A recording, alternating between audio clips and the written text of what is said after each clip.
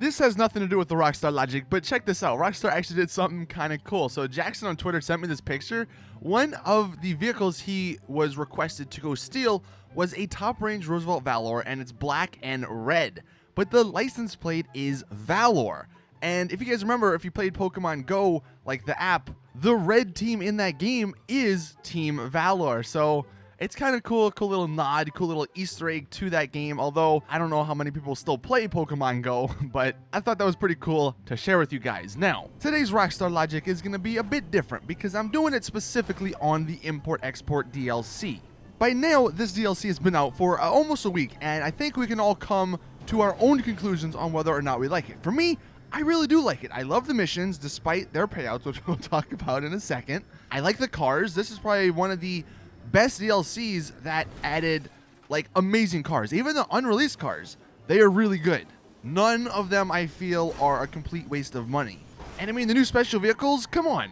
Having a rocket car, isn't that something like you always dreamed of in GTA? Maybe not. But to me, like the idea, the concept of this DLC is amazing. It's probably better than any other DLC they've ever added. But guess what? In typical Rockstar logic fashion, they gotta ruin it. But you know what? Before we get into the complaining-esque part of this video, let's do some fun Rockstar logics. Let's start off with something good. Christmas is coming up. We gotta stay in a cheery mood. So the first one, explain to me this, Rockstar. Where is the motor on the Wastelander? It's too skinny in the front. The back is too skinny. There's nothing underneath. So what? How does this thing work? Like, is it just magic? No, for real, like, I don't know. Maybe is it an electric car? But electric cars still need something. So where's the motor? How does this thing move? If anyone can let me know in the comments, please do. Because that's been driving me crazy since the DLC came out.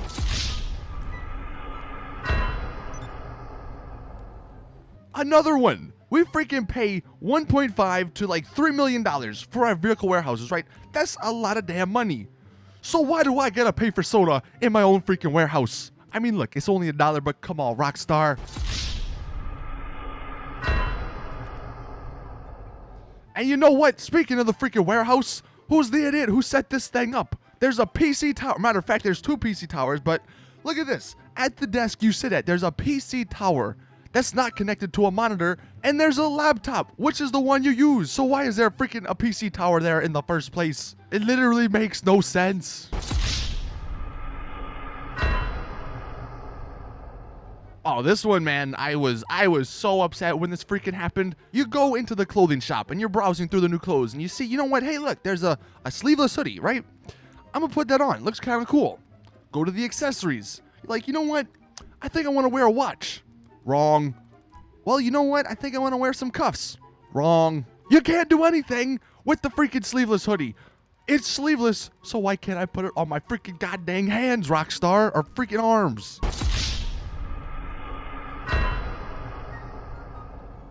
And yo, look, now that I say this, you might like get annoyed like me, but with the LG, this is unbelievable. This, the new car, it's pretty awesome. I love it. I love the customization. But it's missing a passenger door handle. How are people supposed to get in?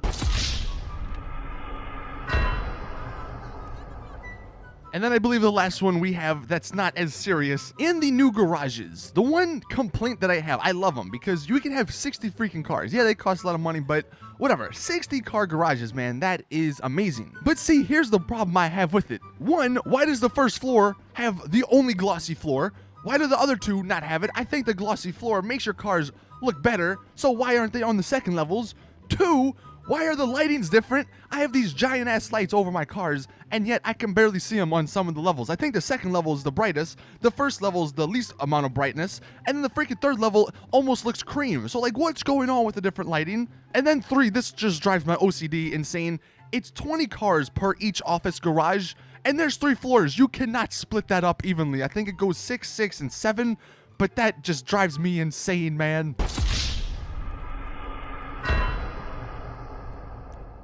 Okay, now it's time to get serious here because these next things, oh, this is what makes the DLC suck. I mean, look, it doesn't suck, but these are like, why? Just why, Rockstar? Why? That's the question I always freaking ask myself whenever a cool DLC comes out. All right. The first one, the Blazer Aqua. piece of shit goddamn ATV because it has 2 seats, but only one can sit on it. I mean, and disregard the fact that the guns on it are absolutely horrible, and it's really not that fast, and it handles like an ATV, which I hate the way that ATVs handle. But why is there 2 seats if only one can get on it? That's problem number 1. Problem number 2, Moore's Mutual. Why do you have to mess up something that works perfectly? I don't know about you guys, I don't know if you've noticed this, but if you blow up your cars, right, or your cars get blown up, you gotta call them in Moore's Mutual. Before, it was one menu, and there was a claim all option at the bottom, and that would claim every single car you have in Moore's Mutual, so you only need to call them once. But you know what they freaking did? Now if you call them, it goes by garage, and there's no claim all option, so you gotta go by each individual garage, and that's gonna take you like 7 freaking goddamn phone calls if you have a lot of cars in there. Now you can claim all within a garage, but that doesn't do a damn thing because you still gotta call back for your other garages. 1 step forward, 2 steps back must be the motto over at the Rockstar headquarters.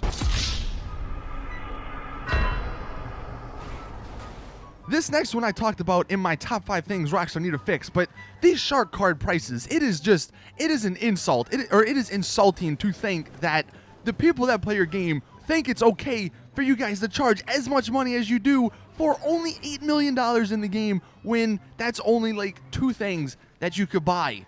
These shark card prices, now of all times, is like the definition of Rockstar logic. They could be kind of good. I mean, look, shark cards suck, like microtransactions in games suck, especially $60 games, but with all the free content, with all the amount of enjoyment GTA has given us over the years, I'm not too upset with shark cards themselves, like the principle, the concept, the idea of shark cards. But when you go ahead and screw us, Rockstar, that's the problem that makes it insulting and just downright such a scumbag thing to do.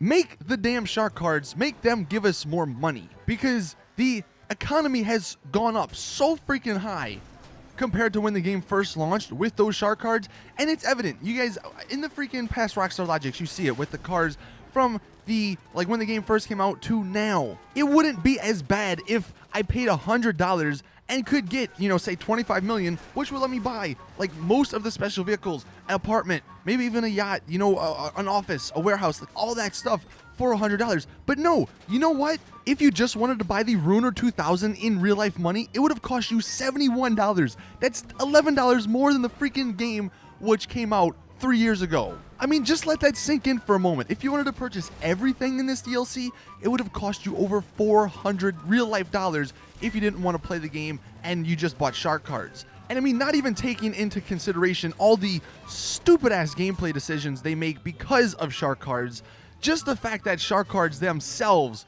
are horrible. That is this Rockstar logic. Now I'm saving the best 2 for last. These special vehicles. Oh man, you know what? This might be a 30-minute long video. I could go on forever with these goddamn special vehicles. What makes them so special, Rockstar? Because they all freaking suck.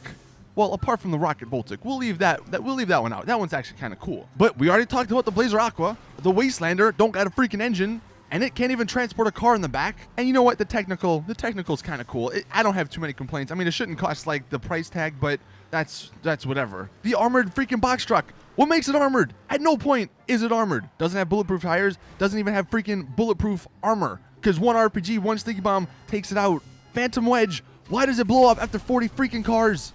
Ramp car. Why does it blow up after 30 freaking cars? And why do you not give us the option that's in the mission that's way cooler because it has a spoiler and has really cool customization options? And then the Ruiner 2000. It is a $5.7 million vehicle, and you limit us to only 8 missiles. I mean, the jump and the parachute thing's kind of cool, but it's not even armored either. So I'm basically paying $5.7 million for something that could easily get killed by a jet. And for those people out there who now think that the Hydra's, you know, not the best vehicle to own in online, or it's not a griefing tool because the Ruiner's better or any of these special vehicles are better. No, because the Hydra can easily still outrun the Hydra or the homing launchers.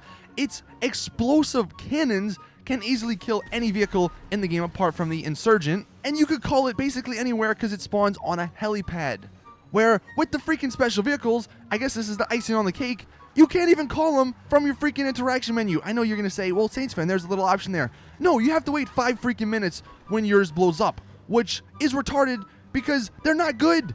If they were overpowered, if they were really good, then yeah, maybe I can understand waiting that 5-minute freaking period. But no, they're not good. So why do we have to wait 5 minutes? Why do we have to go all the way back to our vehicle warehouse? Why do you limit us so freaking much? I swear, I'm actually going to go insane one of these days if they keep putting out these awesome DLCs, or could have been awesome DLCs, but they make idiotic decisions when it comes to the gameplay aspect of them. And I mean, look, I said it 2 weeks ago or a week ago, preemptive Rockstar logic.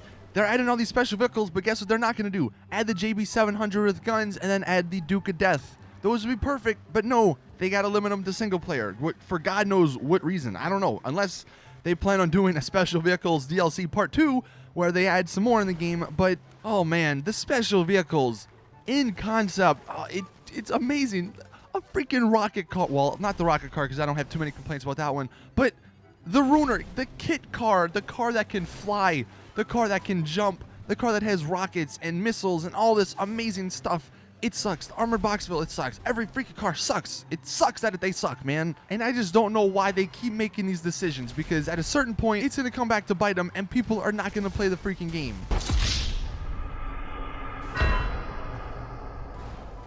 And then the last one, look at this. These are 3 freaking examples of people trying to sell or steal a car. And we all know when you're trying to steal and sell a car, you don't want to hit anything because the repair cost will go up and you don't want to spend that money. But yet again, Rockstar is trolling us, I swear, because look at these NPCs.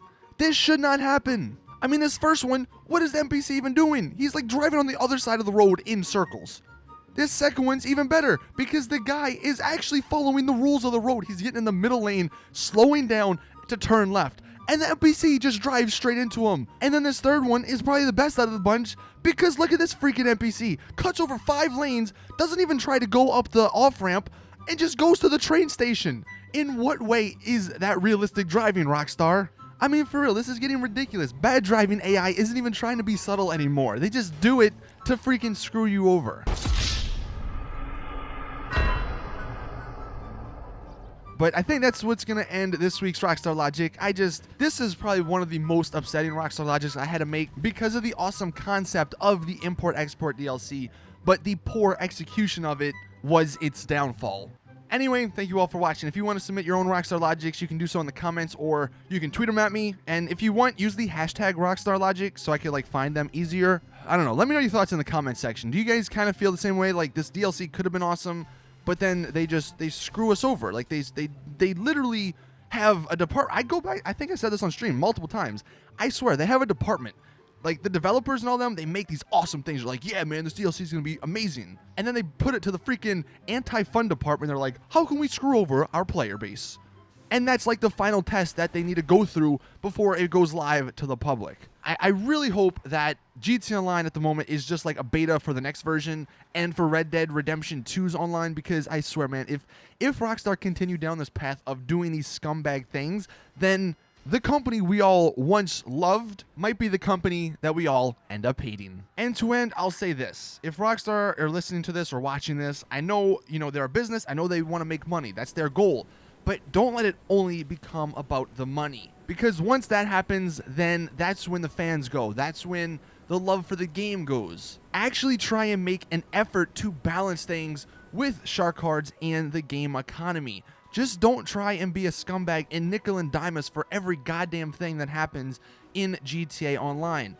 And if that were to happen, if you guys were to listen, I would bet that the majority of people who left the game because of the prices would come back. And there wouldn't be as much bitching and as much complaining about the game in its state at the moment. People would actually love the game. They would enjoy the game. Not to say that people aren't enjoying the game now or are loving the game now, but you guys know what I mean. Like, there'd be a lot more people and it would be easier to love the game and easier to enjoy the game. That's my point. But that is it. Thank you all for watching. Please drop a like if you did enjoy. Subscribe for these every single Sunday.